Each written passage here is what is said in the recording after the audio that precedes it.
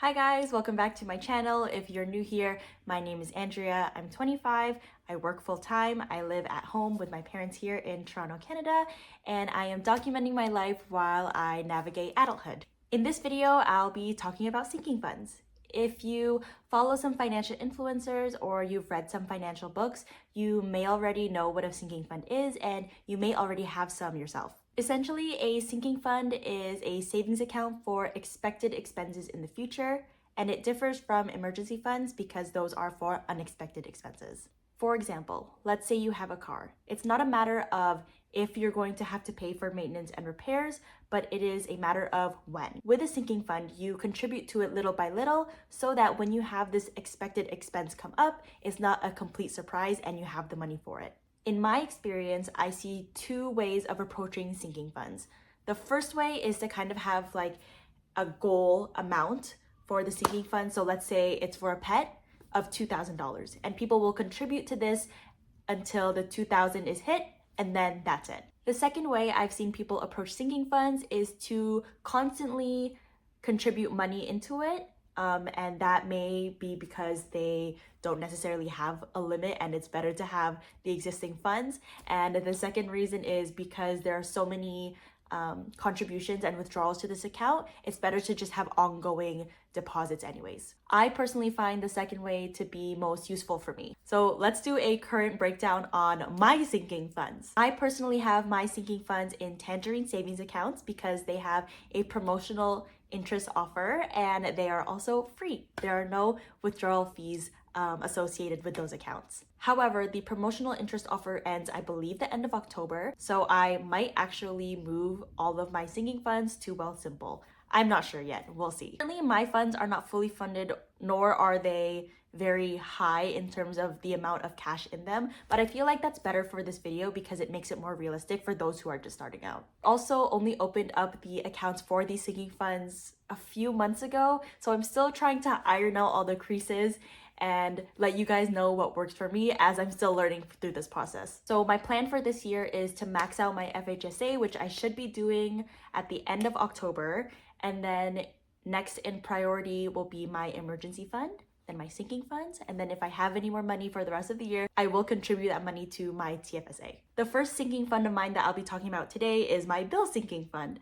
Currently, I live at home. I'm very blessed and I'm very lucky that I don't have to pay that many things. This bill sinking fund covers things like my phone bill and my subscriptions and my contribution for the hydro bill, things like that. And right now I put around $150 every paycheck. I get paid bi-weekly, so around $300 I contribute to this fund every month. Specifically for this fund, I don't have a certain amount that I'd like in here because there are so many deposits and withdrawals being made. It doesn't really matter to me. I also over contribute to this fund a little bit, so I pay in more than I actually need because I account for my annual subscriptions too. So I believe my Google membership and my Amazon membership are on an annual basis. So over contributing to this fund on a monthly basis will help me for my annual fees when they come up. I started doing that only recently because this past June was when my Amazon subscription renewed and it was like $100 and I was like, I did not account for this. This was not good. So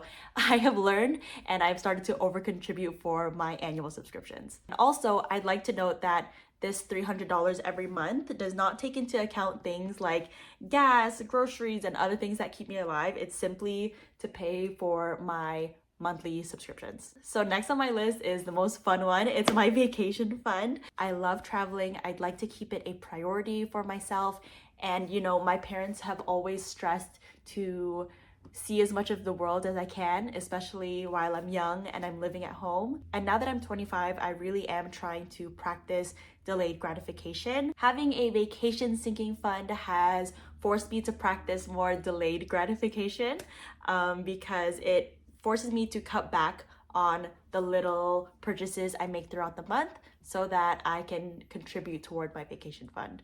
I also use this fund to pay for anything that I do during this trip. So for example, I went to Mexico this past September and I used the money in this vacation fund to pay for snacks, excursions, and things like that. In terms of what I expect for vacations every year, I try my best to see my family in Calgary once a year, and then I would like to go on an international trip at least once a year too. I also really do take advantage of my credit cards, so I would say for the past 2 years I have not paid anything out of pocket for my flights, and this has led me to my budget of around $100 every paycheck, so $200 every month to contribute to my vacation fund. So if I were to go on a yearly basis, that's me saving around $2,400 for my vacations, and that does not include flights. And of course, speaking of that, some trips are just more expensive than others, and I like to plan my trips a year in advance, so I would hope that I save more money if I intend to spend more during that trip.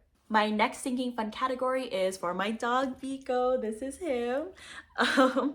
My sister and I are completely responsible for our dog, Biko, and my sister actually pays for the bulk of his expenses, which is his food and his insurance. I contribute to his chews, his treats, his grooming, and then the biggest one, the biggest two that I have been financially responsible for are his training and for his boarding fees. Honestly, I've just been contributing whatever I can in my paycheck towards this fund. I don't necessarily have a goal, and I don't necessarily have a certain amount I want to contribute every month. I would say the biggest factor in this sinking fund is the cost of his boarding.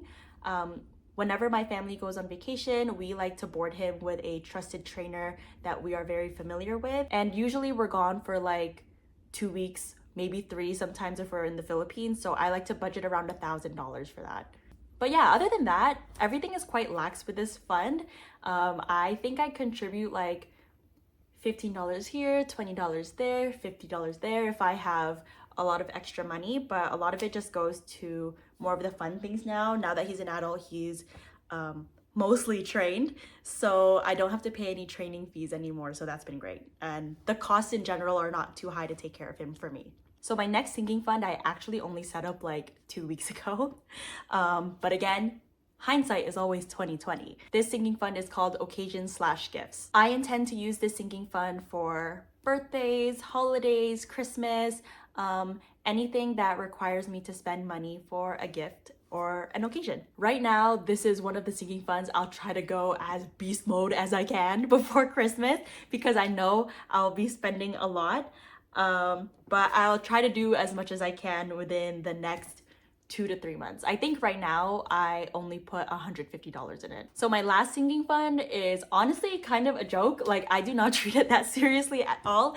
It is for my future car. Again, I really do acknowledge that I live a very privileged life living at home and working full time.